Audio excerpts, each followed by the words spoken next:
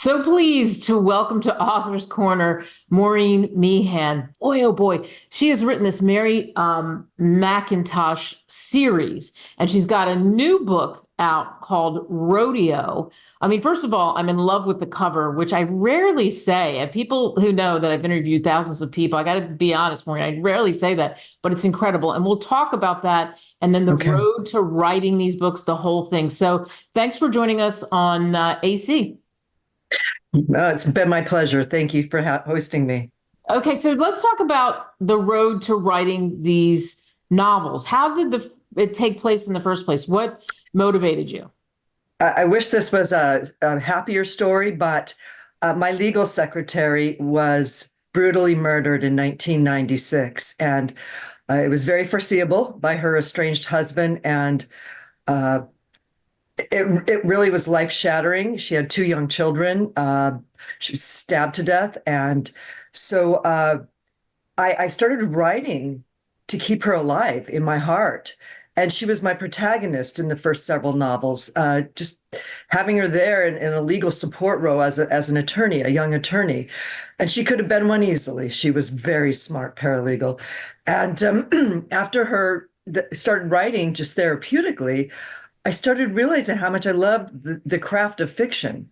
And so I took a legal writing course at UC Irvine, and I had a professor that was fantastic. And that's when I started writing Dying to Ski. And courtroom drama, I love to ski. I love Jackson Hole. I'm from Wyoming, and it's a near and dear to my heart. So I crafted Dying to Ski, which is a pharmaceutical giant dispute between two partners. And one of them ends up dead on the ski slopes of Jackson Hole, and his partner is accused of killing him. And so the story unfolds as to a lot of plot twists and turns as to how that unfolds. So we take it to the next one, which is Snake River Secret. In this novel, Mary McIntosh's, I call her Mac, her legal secretary is murdered in the Snake River. And so I kind of bring it to fruition as far as how I felt about losing somebody near and dear to me, and Mac's fight for justice to at least have some closure with respect to the loss of this paralegal legal secretary. Then I think I kind of transitioned out of Missing Lisa. As much time, enough time had probably passed that I started writing Powder River Poison. And this is based in Sheridan, my hometown of Wyoming. And it is based on Buck Brannaman's ranch. He's the horse whisperer, if anyone is familiar with that movie, but book. And he's just a really neat man. He owns a pristine ranch outside of my hometown and where he trains horses. Well, a company came in from, I think it was Chicago, and they bought the mineral rights under his ranch, and they started fracking for methane gas.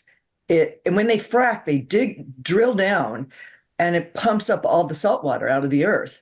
It flooded his ranch. It ruined the pastures. It freaked the horses out. It's very noisy. It vibrates.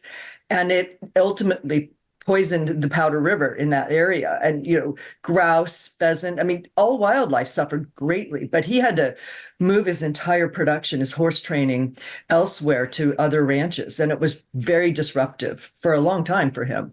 So that's what Powder River Poison is based on. And it's based on the trial that ensued as a result of the damage to his property.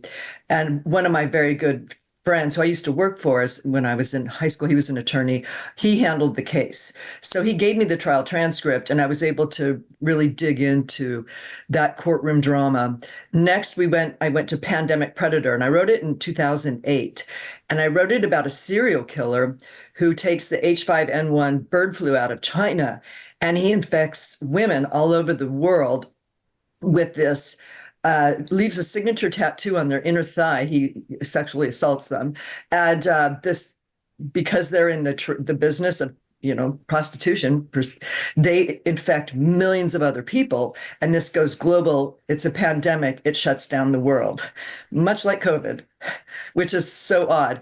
So next, I went to Poison by Proxy. It's a Munchausen by Proxy book. It's about a pristine family in Sheridan, Wyoming, and how the mother is accused of poisoning her youngest of four children. And Mac defends this little boy as kind of minors counsel to try to figure out what's happening to this kid. Why is he failing to thrive when his three older siblings are great athletes, great students, great everything, and this little boy Levi is just shriveling. So she defends him in a lawsuit and trying to figure out who's poisoning this little boy. The five I wrote about my college roommates. And we were supposed to meet at my cabin in Colorado one summer for a girls' long weekend. And none of them, they all came up with excuses at the end. So I'm up there for a week by myself at 9,000 feet with nothing to do but hiking and sitting alone with my computer. So I tortured them with the five. It's a serial killer based on another true case out of Rhode Island. This man, I think his name was something Chandler. He was a serial killer at age 12 in Rhode Island, and he was put in juvie until age 21. But the law in Rhode Island at the time was no matter what you did, at 21, you got released. Not even on parole, probation, nothing. You just got set free. Well, this man, he was a huge kid. At 21, goes out on a killing spree again. And again, foreseeable. So I took this kid to Wyoming, and he coins himself as a lost hiker, but what he is really a serial killer. And he tells each of these five ladies they were roommates in college and now they've gone their different ways. He said, one of your husbands hired me to kill one of you. You have to figure out who it is. And it pits these ladies against each other because one of them knows that one of them had an affair with the other one's husband. There's all kinds of drama that goes on between these or among these five. And that's what he does. He separates them at the cabin and tortures them. So that's the five. And that gets us forward to Rodeo. Rodeo is based in Sheridan, again, Wyoming, and it's about the Sheridan Wyo Rodeo, which is in July every year. It's on the circuit. It's a very famous rodeo, and it is extremely well attended, big purses, etc. But the highlight of the night starts with what's called the Indian relay races. And the title, you saw the cover of the book, that is a photograph my sister took in July of the Indian relay races. And these are Native Americans from all kinds of different tribes, and they compete. And there's three horses in the corral. They have to take a running start, bareback, no chaps, nothing, jump on this horse that's moving, and go around the fairgrounds once, and then they come back in. They have to jump off that horse, jump on the next one, and they do 3 rounds of this. And whoever wins goes to the final night, which I believe is on the Saturday, and it's like $100,000 purse. So there's a big prize in it for these Native Americans. They're very athletic. Sometimes they're not sober. It's really everyone goes for the 6 o'clock Indian relay races. And if you stay for the rest of the rodeo, that's up to you. But that's the highlight. And I showcase a lot of the history of Wyoming, the history of rodeo. But the plot is more about a serial killer, female, who is snatching loner, kind of juvenile teenagers who were kind of loners. And she is a carnival clown. So that's how she's in disguise all the time. And these kids would have no idea that the lady in the haunted house is, clown in the haunted house is not a good character. So and then I take it from the Sheridan Wyo Rodeo down to Frontier Days, which is a big rodeo in Cheyenne, Wyoming. And she repeats this crime. And then it goes to the Wyoming State Fair in Douglas. And the process is that Mac is now she's the prosecuting attorney. She's no longer a defense attorney. She's decided to take up being the county counsel prosecuting attorney in Sheridan. And she's got to try to figure out who this person is that killed 5 teenagers in their hometown. It's a small town in Wyoming, and, news travels fast. So obviously it's fiction, but that is rodeo. And Mac has to prosecute this person. When people read Rodeo, what do you hope they take away from that particular novel? I hope they take away the history of Wyoming. I go deep into women's suffrage. That's the first state that granted women the right to vote. Even though people think Podunk, Wyoming, out in the middle, but I describe the mountains, the beautiful, the Jackson Hole, but where I grew up is in the crown of the Bighorn Mountains, and it's just majestic. Purple Mountain Majesty, it's really a beautiful state. I highlight how kind the people are. People are generous and kind and genuine. Bruce Willis got a flat tire driving to Jackson once, and 3 or 4 pickup truck cowboys got out and helped him change his tire. He didn't know how to change a tire on a rental car from Denver. And he wanted to give these guys money. They're like, no, this is just this is what we do. And I think he wrote an article about it, how he just couldn't believe how kind people are there. And it's genuine. So I want people to get away and realize the kindness of a place. If you live in LA or New York, Boston, where people are honking and they drive like maniacs, in Wyoming, you let people merge when they're joining the interstate. Sure. It's just a different feel. And then when it comes to rodeo is such a big part of the West. And ranchers, rodeo people, they work really, really, really hard. And the value of hard work, the fact that your kids in the family have to work the ranch before school and after school and do all their homework and everything else. And the Native American culture that really promulgates a lot in Wyoming. The natives are revered, they're loved, they're admired. The living off the land, somewhat nomadic, in a time when they were kind of pushed out onto reservations, and I think that when you read about this Indian relay race and you see that people go to the rodeo for that alone, sometimes that people love this culture. So, and rodeo ends at the Hole in the Wall. That's where Butch Cassidy and the Sundance Kid hid out after their incident of cattle rustling and bank robbery. And I love describing this area because unless you've been there, it's part of the Oregon Trail. The Rock is in Wyoming, where everyone signed in before they dispersed. For Lewis and Clark. So it's just the history of the state is quite fascinating. Boy, I'd agree with you. I've been there and skied badly, but also toured around. And for everybody watching this, listening to us, 100%. I mean, you obviously are a daughter, I'll call you, of the state. But as somebody who grew up in one of those big cities, going there, I didn't want to leave. It is incredible. It's like that eye candy. And you're right. The people are so genteel, I would call them, and always willing to jump in.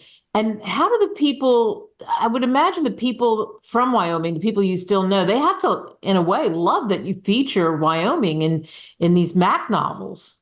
They love it. They can't get enough. Rodeo's in production. It just got uploaded to the Ingram Spark. So it's going to be, I think, ready to order tomorrow. I just went to my 40th high school reunion, and I did a book signing for my dating books there. But when I told them there was like 200 people in my class that showed up for this when I told them I was writing this. And I was asking a lot of questions from people who still live there, because I don't still live there, but I visit every year. And my parents still live there. My little sister and her family still lives there. So, and I still keep in touch via Facebook or those sorts of things. And people were so excited. They loved the series, particularly the ones that are in Sheridan or Jackson Hole, just because of everyone's gone to Yellowstone. You can see it. You can feel it. You can feel the town center of Jackson. And then Sheridan's like a quintessential Western town. It's always in the top 10 beautiful Western towns. And I really try to highlight all those things. The Mint Bar is famous. There's a famous quote in Wyoming, "Meet you at the Mint." And that's where everyone meets. It's a watering hole. It's so old school. I describe it in detail in rodeo because it's just classic. Oh, I absolutely love that. And your enthusiasm, it's just bar none, which is great. And that's part of the deal, I think, with the Mac series, with the books. Also, your legal background, right? They say you write about what you know, and that's what you know. It is. I mean, I was a lawyer for a long time in state of California, but I became a judge, and I'm a mental health judge, and I take it to my heart. I love helping people. We're a collaborative team, our courtroom, and all we do is help people with mental health challenges, trying to get them services, housing, medication, a warm bed, and whatever they need. And so I do take a lot of my energy from the mental health court and the experience I have with people that are suicidal, or they're having a bipolar moment, or they're schizophrenic and things aren't going well for their lives and they burn out their families. And we try to create a family atmosphere with our team, and been doing it for 19 years. So I do bring a lot of that, I think, with us into the journey of crafting novels and being very accepting of other people's. We all have our flaws. We all have our strengths and weaknesses. And mental health is underrated and under talked about in our country. And I do try to bring it to life in some of these novels, that it's okay to talk about it. It's okay to ask for help. And I love it when our patients ask for help and we're able to provide that through social services or behavioral health, services. It's important and proud of it. Yeah. And good for you for doing that. Absolutely. So I have to ask, what's next? I mean, exciting rodeo comes out, boom, gets the bounce, and Okay. you birth these books. I'm glad you're sitting down. My next book is again based on a true story. It's called Deputy Dog. Dog is spelled DAWG. Are you really? If I say it, it'll go crazy. But it's about a sheriff that is killed in Nederland, Colorado, which is where my cabin is. And it's a true story. It happened in 1971. Well, this guy was part of a gang. It was kind of a spinoff of the Charles Manson gang, but it was the New York version of them. They all moved to Boulder, Colorado, and Nederland. They're total hippies, but they're druggy hippies. These aren't nice hippies. These aren't like peace, love, and all that. They're dangerous. Well, Deputy Dog he's a midget for real. He's like under 4 feet tall as a grown man, and he's very much into peddling drugs and harming people. But they're at the Pioneer Inn in Nederland, and he gets upset over gosh knows, I don't know what. He shoots the sheriff, drags him out, shoots him on his way to his car, and hides his body up in the mountains and takes off and disappears, and was on the lam like 30 years before he was finally caught. Wow. So that is Deputy Dog. So that's my next one. And that after that, I have another one in the works that's called Pumpkin Prairie. It's based in Wyoming again. And it's part of there's an existing, there's minerals in Wyoming that might get sold to countries like Russia. And without getting too deep into it, these are minerals that might fuel a missile, and they trek them out of Wyoming, South Dakota, North Dakota, through Canada and over the strait. And it exists to this day. And it's a pretty weird story as Right. how they can extract this kind of metal and get it out of the country, and everyone looks the other way. I'm not going to point fingers at politicians, but there's been a certain number of them over the last 2 decades that have just turned a blind eye to it. And when you think about countries like Russia getting a hold of this kind of, mineral alloy, it's kind of scary. So that's the next one after this. But I'm working on Deputy Dog as we speak. No, I love that. And so, of course, people can get your books, all the things we talked about, Mary McIntosh novels, all the things that we mentioned on Amazon, yes. Barnes & Noble, wherever great books are sold. Would you send anyone anywhere else? No, I think any marketplace is great. And they're all available on my website, which is www.maureenmeehanbooks.com. So they're all available through that. But I think the fulfillment is best on Amazon. I'm not pushing Bezos on anybody, but it's just they have such good service. Mm-hmm. He's mastered the craft of getting people what they want as soon as possible. So, but anywhere, Barnes and Noble is great. I did my very first book signing there, and they were super hospitable and wonderful. So, yeah, any place you can buy books. Maureen Meehan, you are wonderful. And congratulations on Rodeo. We can't wait Thank for you. Deputy Dog and everything else that you have coming out in the future. So thank you so much for coming on Author's Corner. Thank you for inviting me. It's been my pleasure. You are such a pioneer of a woman, breaking glass ceilings for the rest of us when we couldn't get into sports or radio, or there's a lot of other things. Being such a successful public speaker and motivational speaker, you are a privilege for me to be able to spend time with, and I'm just so proud of what you've done on behalf of women all over the country. You've really been a pioneer of all pioneers. Wow. Well, coming from you, that is a huge compliment. Thank you very much. Midwest charm. You're easy to be around because you can tell you're Midwest, hostess, and it's a pleasure to be in your company. All right. I love that. Thank you. And again, Rodeo, woohoo. Just a wonderful book. It's because I got a secret copy, and Yes, you did. cover is beautiful. You will all Thank love you. it. So once again, thanks so much.